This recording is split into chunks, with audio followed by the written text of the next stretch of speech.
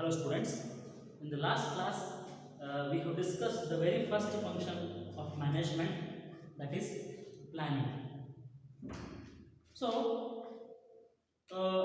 when we discussed the last chapter, we already detailedly discussed that any organization or any business, first it has to stimulate a plan, it has to conceive an idea, you have to conceive an idea, or you supposed to set some objectives. The very first function of management is planning. You need to imagine what you want to do or what organization is wishing to achieve. What is your will and wish?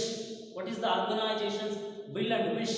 So you supposed to imagine that. So that imagining or that taking peep into the future is called as planning, and that is what the primary function of any management.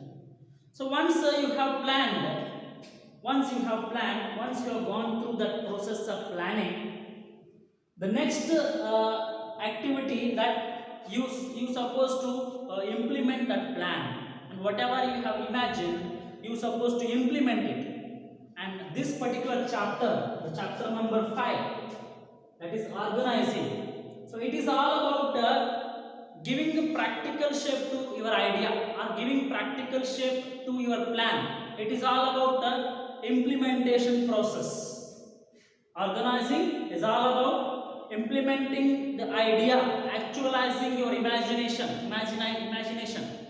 Okay, so just let me go to the second function of management, that is organizing. So once a management has planned, once a business has planned, once you are clear about what are the objectives, the next thing or the success of that lies in how effectively you are going to implement it. So this particular chapter, this particular word organizing is all about the implementation process, and that is why we always used to call organizing is all about the taking implementation process. It is about initiating the implementation. So just let us go through the definition of what organizing. It is the process of identifying and grouping the work to be performed and defining, delegating the authority responsibility relationship for the purpose of achieving the organizational goals. So what you need to do? So as I told, it is all about initiation of implementation process. So that is why we used to say it is a process of identifying and grouping the work to be performed. You need to identify, once you have planned or once you set the objectives, you supposed to identify what are all the activities to be performed, what are the things I supposed to get done by the subordinates. So you supposed to identify that activities to be undertaken, and once activities are identified, you supposed to grouping that work, supposed to make some group, and then you need to delegate that work to the concerned employees, which means you supposed to delegate authority, you supposed to delegate responsibility. Delegating authority and responsibility is nothing but you supposed to give some sort of authority as well as responsibility. So these both terms, authority and responsibilities, are go hand in hand. They are just like the two faces of the same coin. So when once one person is given with some authority, he is supposed to made responsible, and when you have given responsibility to somebody, at the same time you are supposed to give him some amount of authority also. So there should be a balance between authority and responsibility. So that is why, so you need to give or you need to establish that authority responsibility relationship in order to get the work, or in order to achieve the objectives in a efficient manner. So organizing is all about identifying and grouping the works to be performed and assigning to the concerned parties and establishing that authority and responsibility relationship, which means who is responsible to whom, or who is answerable to whom, and who is having authority on whom. You supposed to give clarity about this. And always whenever the word process there, so what it stands for, it indicates there is some sequence of works to be performed. There is a step by step activities to be performed. So in organizing also, so we need to go across some step by step activities. So we will go through that process now. So in simple words, organizing is all about initiating the implementation process, or it is about giving the practical shape to your imagination or your plan. It is the second function of management followed by planning. So without plan you cannot organize or you cannot go for the further functions of management. So let us go through the process then. What is the process of? What is the process? When it comes to the process of organizing, so there are some steps to be followed. So some steps to be undertaken. So what are those step-by-step activities in the organizing process? Very first thing is identification and division of work. Identification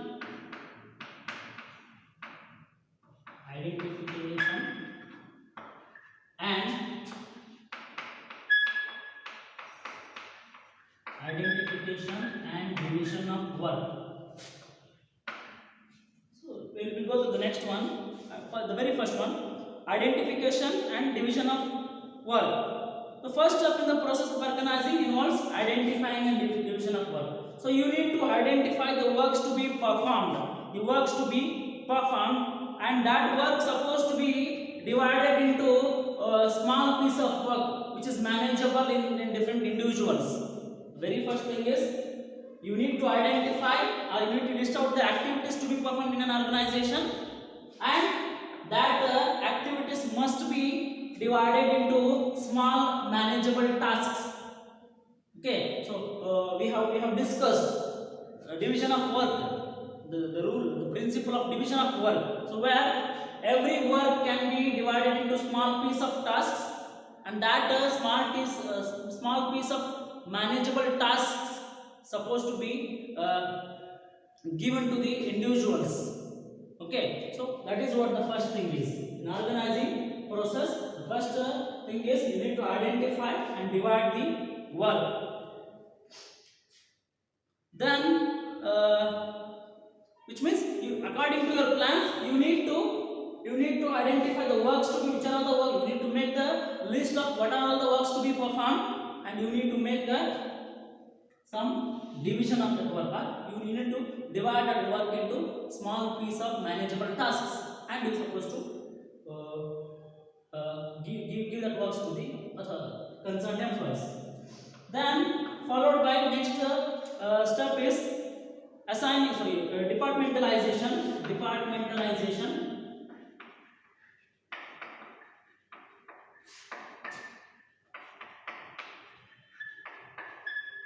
Second thing, departmentalization. So once work has divided into small and manageable tasks, then the activities which are in the same nature, the activities in the similar nature supposed to be grouped together. You need to make some group. Once the work is divided into small tasks, then you supposed to collect all the works which are similar in nature. You supposed to bring together all those works which are similar in nature. You supposed to bring together, and then you supposed to make some groups. Okay, or you supposed to make some departments. So departments can be same nature of work. The works which are in same nature means maybe depending upon so many bases. Maybe like on the basis of production, on the basis of products. If suppose organization is engaging in itself with manufacturing so many number of products. Okay, so in such cases, department is supposed to be made on the basis of products. Product A, product B, product C, likewise. Or otherwise, suppose you just take you are a manufacturer of cosmetics, you are a manufacturer of clothes, and you are a manufacturer of some other products. You just take an example. So in such cases, departments can be made on the basis of products, like cosmetics department, like garments department, and some other departments likewise. Departments can be classified on the basis of products you are producing, or on the basis of functions to be performed, which means production department, planning department, financial department, marketing department, human resource department, and even research and development department. So likewise, so departments can also be made on the basis of functions to be performed, or otherwise departments are also can be classified on the basis of territory. So where on the basis of division, so you can make a departments. So departmentalization is nothing but grouping together the works which are in similar nature. Okay, so that may be on the basis of functions, of on the basis of product, or on the basis of territory. That is about departmentalization. Then followed by third step of the organizing process is assignment of duties.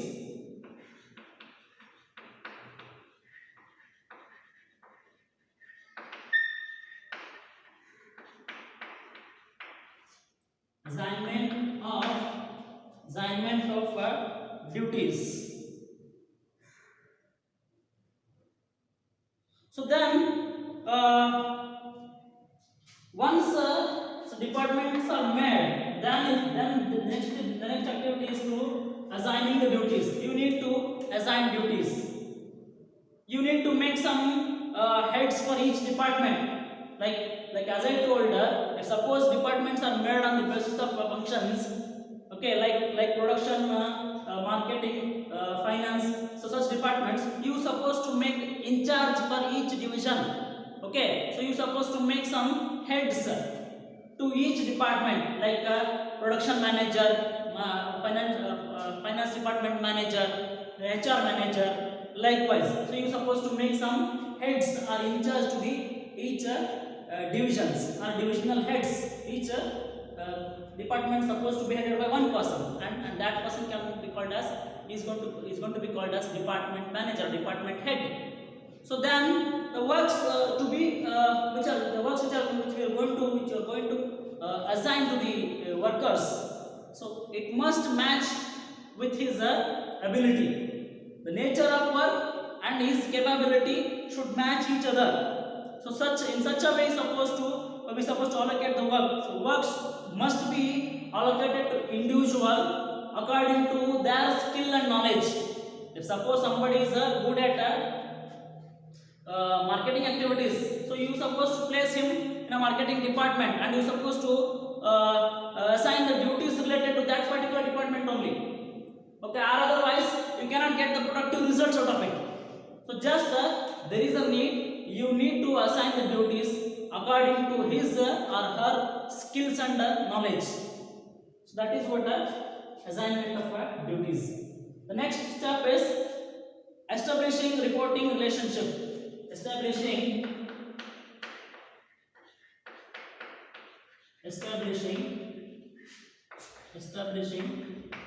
reporting relationship. Establishing reporting relationship. Obviously, the next step, the last step of the organizing process is establishing the reporting relationship. In each organization, so in order to get the work in an efficient manner, you need to give some clarity about the authority responsibility relationship, which means you need to give clarity who is accountable to whom, or who is answerable to whom, and who can order to whom. So you are supposed to give clarity about these aspects, from whom he can take order and to whom he can give orders. So you are supposed to give clarity to the authorities in an organization. So there in an organization hierarchy, in a management hierarchy, there will be so many number of individuals will be working. So you are supposed to give clarity about who is responsible to whom, or who is answerable to whom, and who is having authority to order. Okay, from whom you supposed to take orders and to whom you can order. So you supposed to have clarity, and you being manager, you supposed to, in the management, we supposed to give clarity about this particular aspect of authority and responsibility, which means who is the authority and who is subordinate. Okay, so we have to there is a greater importance. You supposed to give clarity about this hierarchy, this management hierarchy, which means so who is the authority and who is the subordinate, who is answerable to whom. You supposed to make everyone accountable, and at the same time you supposed to give some authority to each individual. As I told, there must be some balance between, some proper balance between the authority and responsibility. Okay, you are not allowed to give excess of authority, or you are not allowed to give excess responsibility also, because excess authority leads to misuse of powers, so whereas excess responsibility leads to slaverism. So that is why, so there is a need, you supposed to establish that a reporting relationship. Okay, so which is nothing but in an organization, you suppose organizing hierarchy, you supposed to create that organizing or management hierarchy. So where if everybody or if every individual is clear about what is his activities and to whom he is answerable, so then you can get the work with the more cooperation. There will be coordination among the employees, and you can get a better work out of it. And that is about the organizing process. Okay, so just let me go through. So organizing, it is all about arranging the required physical and financial resources, be it physical resource or be it material resource or whatever. So organizing function is all about gathering the resources or arranging the required resources for the implementation of plan, and making effective utilization of available resources. So it is going to give clarity about the activities to be performed, and it is going to give clarity about authority responsibility relationship, and that reduces the wastages, that reduces the duplication of activities. So obviously, when it is going to reduce the wastages, so it saves time, it saves cost. So that is what we are looking for, productive results or efficient performance. So that is about organizing. So it is all about identifying, making the list of activities to be performed and allocating them to the individuals, and also creating that authority responsibility relationship, just in order to achieve the organizational objectives in an efficient manner. The purpose is to achieve the objectives. Then the process involves these steps. You need to identify the activities to be performed. Then you're supposed to make departments based on the similar nature of work. You're supposed to make some departments. Then you're supposed to assign the duties to the individuals. And finally, you're supposed to give clarity about who is responsible to whom and who is accountable to whom, who is having authority on whom. So that is about the organizing process. The next thing is, what is the importance? Why there is a need to study this organizing? Why organizing is going to play a very important role in the success of any organization? Okay, that we will discuss in the next lecture. Till then, stay home, keep learning. Thank you.